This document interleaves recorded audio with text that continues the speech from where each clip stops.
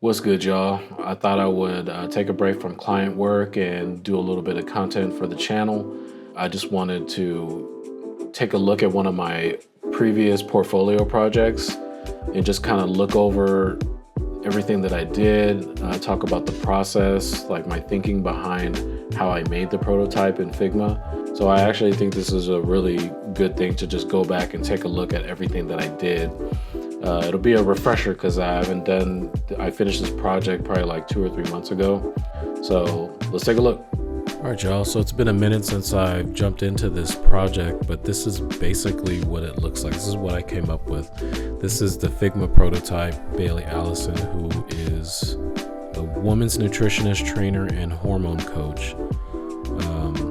And she uses herself as a good example because she used to have bad acne due to PCOS. So I just wanted to tell her a little bit of that story using images and also like a little bit of explainer text here that comes from her current website. This was fun to build the client wins slider.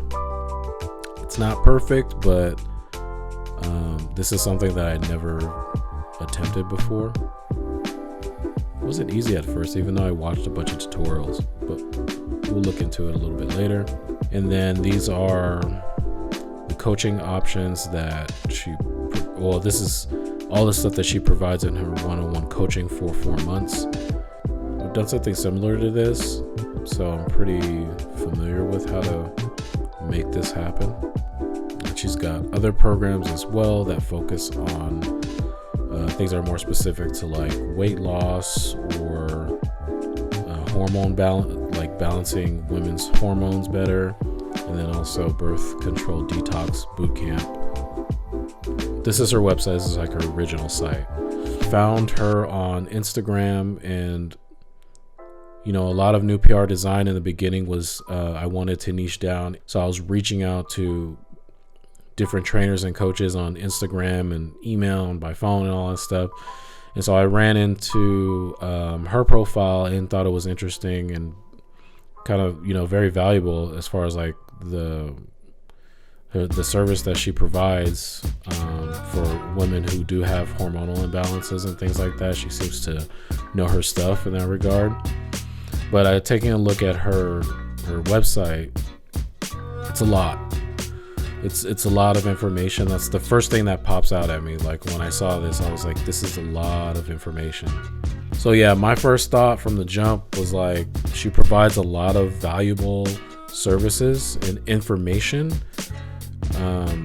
which is great, but it's just a lot of information on the page. It could be very overwhelming.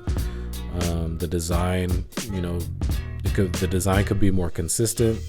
This is kind of what I'm thinking about when I'm looking at websites like this. I'm like, how could it be better? One thing I did like and thought was different was that, especially compared to my previous portfolio projects, is a lot of this stuff is more feminine.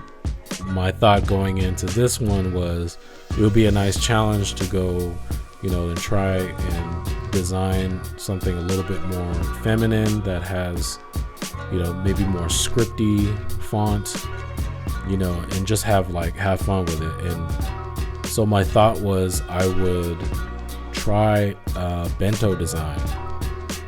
I've seen all the different websites that use bento, like the bento box style and the layout. And I thought it would be different because I had never done it before, and I was like, let me just give it a try.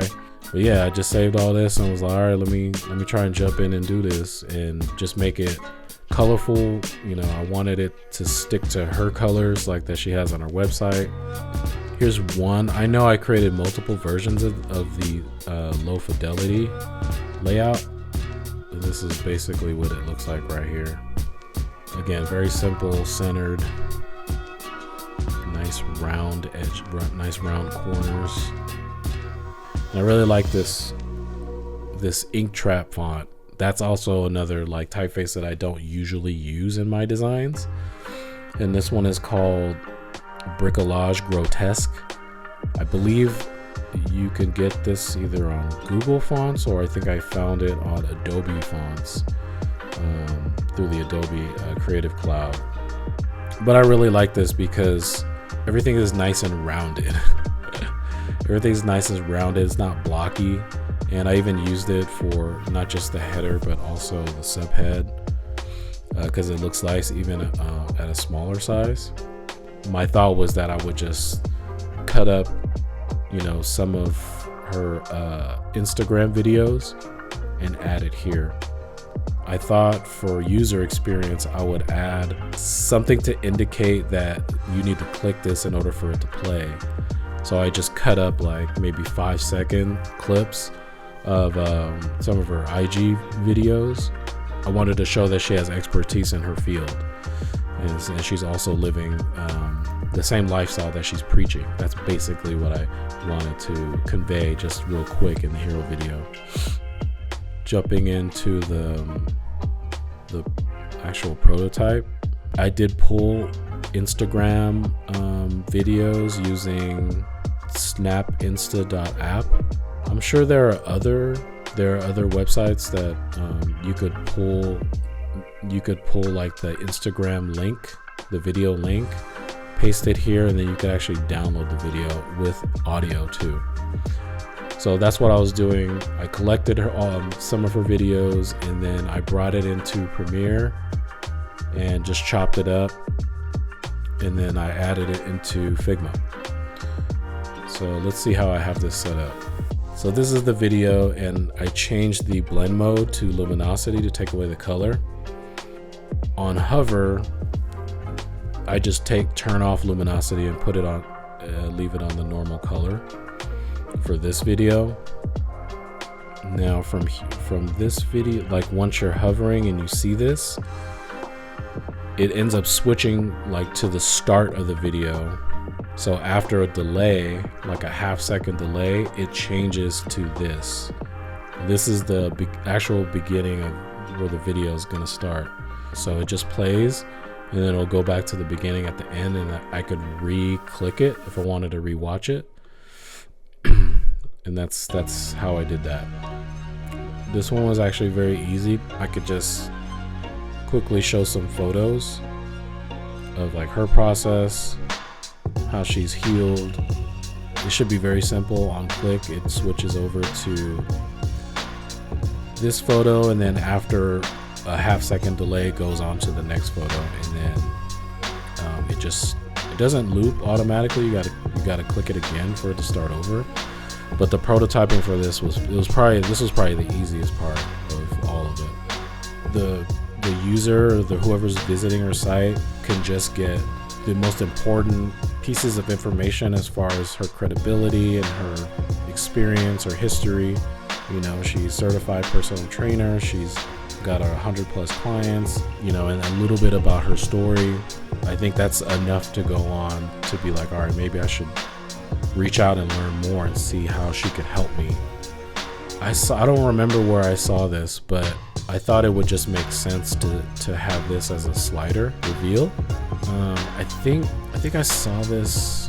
I don't remember where I saw it, but I was like, I want to try and do it. And again, it's not clean visually, because there's some things that I couldn't figure out, like why it's doing all this stuff.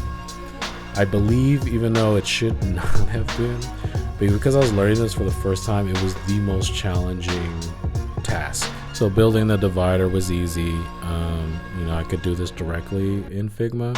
The arrow I added for user experience, because believe it or not, it might not be clear that this is a slider.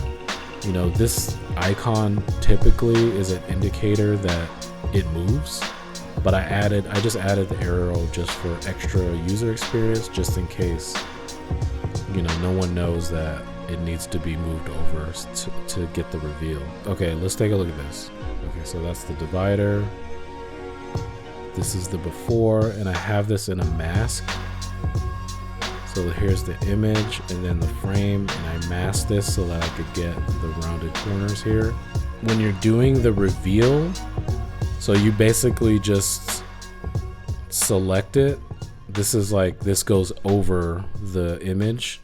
You have to manually move it over like that, along with the along with the slider and the divider. So this is obviously grouped together, so you have to move it back. That's how it works. Now when I'm explaining it seems super simple. For some reason it was challenging to set up so that it revealed properly. You could set this up to where you drag the slider and the divider, and I did this on, so it looks like on drag, and it just changes to the after. I did a smart animate slow 600 milliseconds, and that's where you get that. So that was the most challenging. I think it was just the concept of doing this, because it was my first time. I kind of had a hard time with it, but it was very satisfying to knock out. All right, so the next section here for all of our services, and to get an idea of what it looked like down here, how I had to organize this. Let's see, nutrition coaching. How did she have this?